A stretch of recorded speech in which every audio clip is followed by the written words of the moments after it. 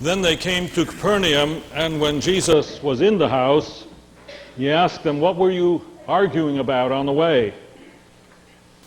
But they were silent, because on the way they'd argued with one another about who was the greatest. He sat down, called the 12 to him, said to them, "Whoever wants to be first must be last of all and servant of all."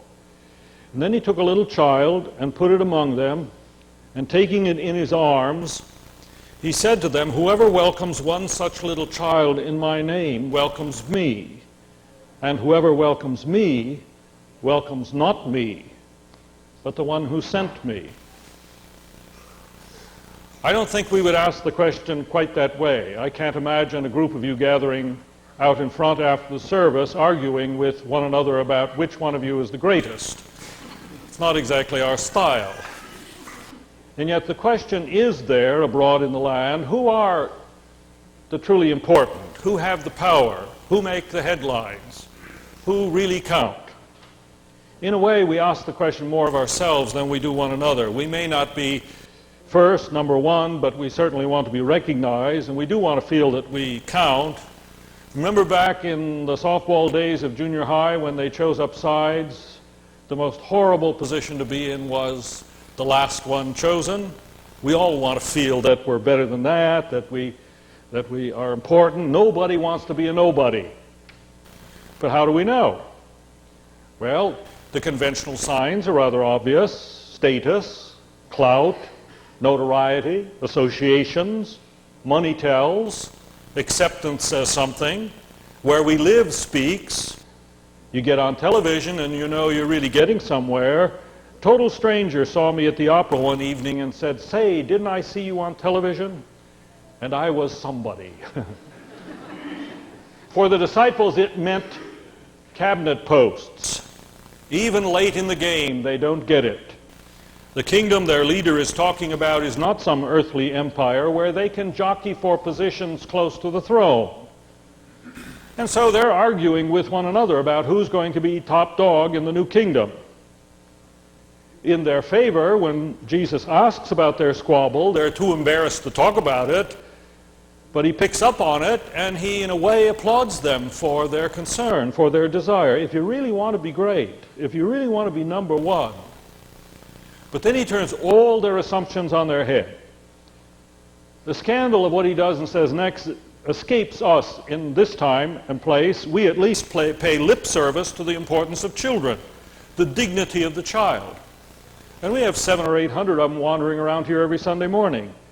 The child in antiquity was a non-person. Even in first century Judaism, children were more often regarded as inferior beings without status or rights, treated more as property than as persons, were never held up as a model of anything. The child in that particular home would have been in the kitchen with the women, not with the men in the living room. In the Greco-Roman world, it was even more so. Infanticide was quite common, and the great philosophers of the Greeks even recommended it. The disciples are quite confident that they're part of the kingdom. They only want to know what their relative rank is going to be. So Jesus calls the child, sits down on the floor, takes him in his arms, and says, "You won't even get into the kingdom unless you turn around and become like this child."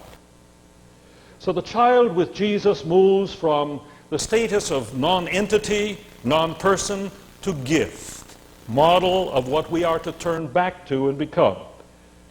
It's almost as if with growth in the years comes not only maturity that is worthwhile and valuable, but with growth in the years we lose something that absolutely is critical, without which we lose the kingdom, real life. And the gift of the child is to lead us back to where we were and what we were. Faith in Jesus, you see, is not just another cause we tack on to all the rest. Faith in Jesus is a call to start all over again, and again, and again. But what is that, starting over again? It's interesting, down through the centuries, Christian preaching has derived a lot of meanings plural, from the words "become like a little child." The child's honesty and lack of guile and forthrightness. Being a grandfather, I rather appreciated a story I ran into a while ago. Grandfather and granddaughter were sitting and talking when the young girl asked, "Did God make you, Grandpa?" "Yes, God made me," the grandfather answered. A few minutes later, the girl asked him, "Did God make me too?" "Yes, he did," the older man answered. For a few minutes, the little girl seemed to be studying the face of her grandpa very closely, as well as glancing at her reflection in a nearby mirror, while her grandfather wondered what was running through her mind. At last she spoke up. "You know, Grandpa," she said, "God's doing a lot better job lately."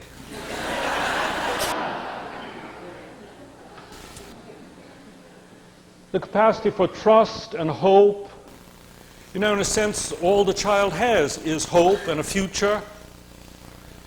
One of you told me on the Sunday right after September 11th of the small child of a neighbor who somehow was confronted with the horror of the Twin Towers on the tube, and darkened by what she saw, she went off to her room. She emerged a while later to say, "Mama, I've just built 2 new towers with my Lego. Everything is going to be all right." But Matthew makes clear what it's all about. To become like a little child is to humble oneself. That is, it is to give up all pretensions of status, of self-importance, and turn in trust to the one Father of all his children. The story is not a call to imitate the presumed character traits of children. It's not a romanticism about children. It's a call to accept a radically different understanding of status. The first rule for life together in the community formed by Jesus is to abandon the quest for status and accept one's place as already given in the family of God, where every child, you and me and these little ones, everyone counts. The thing I find most astounding about Jesus' words is his insistence that the way to God as a reality in our life is very often through our children. I mean, we hear Sunday after Sunday the words, "He who receives one such little child receives me. He who welcomes this child welcomes me." And I suppose most Sundays they kind of blow by us. But what he's really saying is it is in closeness to our children that we stay in touch with what it means for us to stay humble and dependent and trusting of our God. These are not abstractions. We only learn them as we again and again get the feel for them and integrate them into our own hearts. And we do that as we stay close to those who are especially gifted, as every child is. Greatness, says Jesus, begins in giving up the quest for greatness by cultural standards and learning to rest with our children in God. So the child's a gift to us and a responsibility. I don't know how Jesus could have said it any stronger. Anyone who causes one of these little ones to stumble in this business of living, it would be better if he were frozen in a block of concrete and thrown into the East River. Well, that's contemporary, but it's the same idea. It's a responsibility. Not only in that the children need us, by the way, but a responsibility in that we need them if we're truly to grow up in life as adults. George Will put it well recently in a column, "Biologically, adults produce children. Spiritually, children produce adults. Most of us do not grow up until we've helped children to do so. Thus do the generations form a braided cord." Or if you want to move to the other end of the political spectrum, there's Naomi Wolf, militant feminist. In her new book, Misconceptions, Truth, Lies, and the Unexpected on the Journey to Motherhood, she speaks about the advent of her first child. "My self-sufficiency and independence, 2 qualities I admired most in others, shut down like a business that had lost its clientele. A baby's need for its mother breaks down something in the personal ego that then gets reconstructed around service, 24-hour, 7-day-a-week service. So the first test presented by the child is the challenge to grow up ourselves, The child, by the nature of his needs, his very existence, calls us to get beyond our comforts and pleasures and toys and games, to truly invest ourselves in guidance and correction and affirmation and care. And that is not and never has been easy. It often goes against the grain in us, does it not? One woman writes, "My parents, married 45 years, raised a brood of 11 children. Now they enjoy 22 grandchildren. When they were asked the secret for staying together all that time, my mother replied, 'Many years ago, we made a promise to each other. The first one to pack up and leave has to take all the kids.'"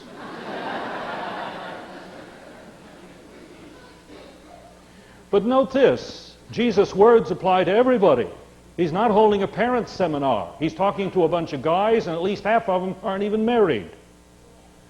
Parents cannot do it alone, solo, even though in our time many of them feel very left alone in the job. It does take a village.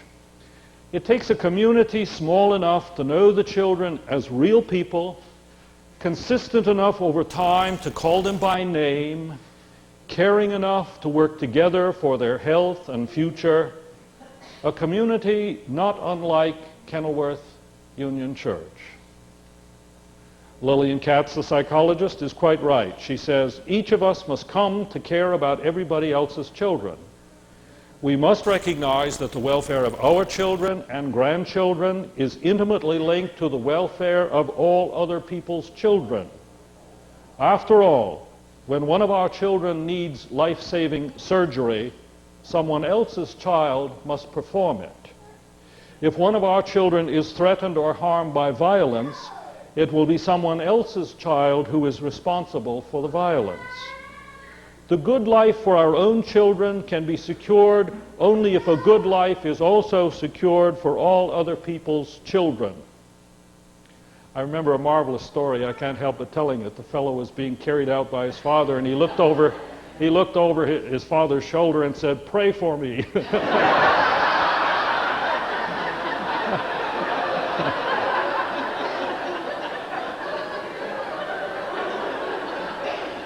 Sorry, I couldn't. But we're not doing a good job of it as a people. According to sociologist John Orr of the University of Southern California, only a quarter to a third of all kids in the country are growing up in a healthy fashion, which means simply that an extraordinarily large number of children are at risk. One of the major reasons for this, according to those studying the scene, is because nobody has time for the kids these days. One response of conscientious parents to surveys is this: "I wish I had more time with my family." Increasingly, because many of today's busy parents have less and less time to take care of their children, they find it desirable and convenient, apparently, to turn over the responsibility to the kids themselves. A rather famous 1924 study of mothers ranked conformity and obedience in their children as desired qualities. A similar study 70 years later finds the mothers opting for autonomy and independence as the most desired qualities. The question is whether that isn't more hope than it is reality. Because kids cannot take care of themselves. And they especially cannot take care of themselves when it comes to the development of faith and hope and love and character. The stumbling blocks that Jesus is talking about are the stumbling blocks that both the attitudes and the conduct of adults place in the way of children and their struggle to grow into lives of goodness and faith. A new little volume called The Faith of the Fatherless by Dr. Paul Vitz, professor of psychology at New York University, tells the story of how parents, and especially fathers, play such a crucial role in the maturation of the faith of their children. He studies a number of well-known people over the last 200 years, some of them atheists: Voltaire, Sigmund Freud, Nietzsche, Bertrand Russell, Stalin, Hitler, others. And also he studies people of faith. he discovers that in almost every instance, atheists come from families where there are either absent or brutal parents. He doesn't say that parents determine everything. Children still have choices to make, he says, as they mature, and children can survive inadequate parents, thank God. He does insist that the evidence clearly demonstrates how crucial, though, the parental role is. One of America's best-known atheists, Madalyn Murray O'Hair, responsible for bringing the lawsuit that led the United States Supreme Court in the 60s to ban prayer in the public schools. Until her disappearance, she remained a vocal atheist. Her son's memoirs, which opened as he's 8 years old, revealed the tone of her family life. The son writes, "We rarely did anything together as a family. The hatred between my grandfather and my mother barred such wholesome times." He claims that he did not know why his mother hated her father so much, but hate him she did. He reports a very ugly fight he witnessed in which O'Hair attempted to kill her father with a knife. She failed, but she screamed, "I'll see you dead, I'll walk on your grave." For a psychologist like Paul Vitz, her hatred for her father is undoubtedly a major factor in her inability to believe in God. On the other hand, Vitz cites other figures, such as Albert Schweitzer. He lived with a father and mother who were both devoted to him. In a typical middle-class home, he writes, Albert Schweitzer does, in his memoirs, "During my years at school, there seemed unclouded sunshine over our home. We lived in the closest relationships. The relationships between my parents and the children were in many ways quite ideal, thanks to the wise understanding with which my parents treated us, even in our follies. My parents trained me for freedom. My father was my dearest friend."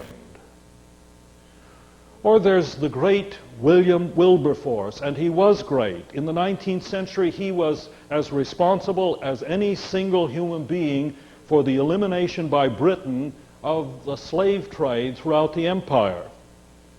Now, I told you the story a couple years ago, and briefly it went like this. Wilberforce won, as a young man, an important seat in the House of Commons. In May of 1787, at the age of 28, Wilberforce came to what was for him a momentous decision. He decided to give his whole life to abolishing that lucrative trade. So for the rest of his days, Wilberforce labored in Commons and throughout the country, speaking, writing, pleading for what many thought unachievable, the total eradication of slavery from the British Empire. Twice, Wilberforce was waylaid and physically assaulted. He certainly was the most vilified man in all of England. The strain of making his case led him often to exhaustion, fever, breakdowns in his health. And so it went in the House, vote after vote, year after year. In 1805, the abolitionists fell short, but still by 7 votes, and Wilberforce, a witness says, slumped in his chair, sorrow painted across his face, tears welling in his eyes. But 19 years later, the House of Commons again debated the bill, and again, when the vote was taken, Wilberforce had won. And the House rose as one and turned toward him with parliamentary cheers, erupted in hurrahs. Wilberforce was scarcely aware of it. He sat head down, tears streaming down his face. The bill carried by 283 to 16, and the odious slave trade was ended.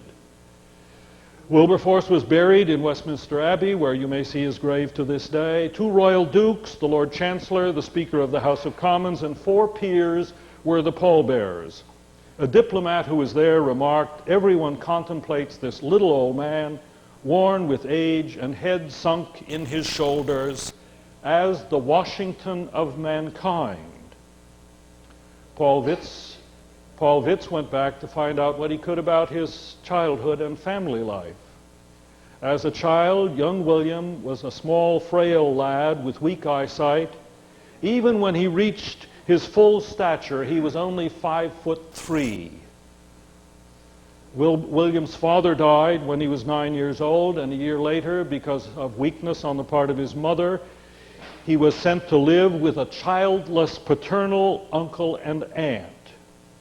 But there he found a warm faith and love a religious home, and there also he met a friend of his uncle and aunt who was a very frequent presence in the home. His name was John Newton, a former slave trader, author of the hymn, Amazing Grace. And from Newton, William first learned of the problems and horrors of slavery. He was enthralled by Newton, and he reverenced him till the day he died as the father he had never had. When time and growth required him to leave the aunt and uncle, William said, "I felt deeply my parting from them. I loved them as my own parents." Now, where's the greatness in the story? I think it's quite obvious. It's in the service to his God and country of Wilberforce, certainly. It's in the inspiration of John Newton, I'm quite sure. But as I read the story, I thought, what about that aunt and uncle whose names I don't even know? But to receive a child as they did, in the greatness of a humility for the vulnerability, for the vulnerable, because, you know, a dependent child can't really do anything to further your own ambitions, and to receive such a child, really receive him, there really can't be any ulterior motives or hidden agendas, and there's certainly no worldly acclaim. But to cease to care about status and to serve the coming generation, to care for the child, and find, to your surprise, that you're in the company of Jesus. My, that's truly great, and that's enough. Amen.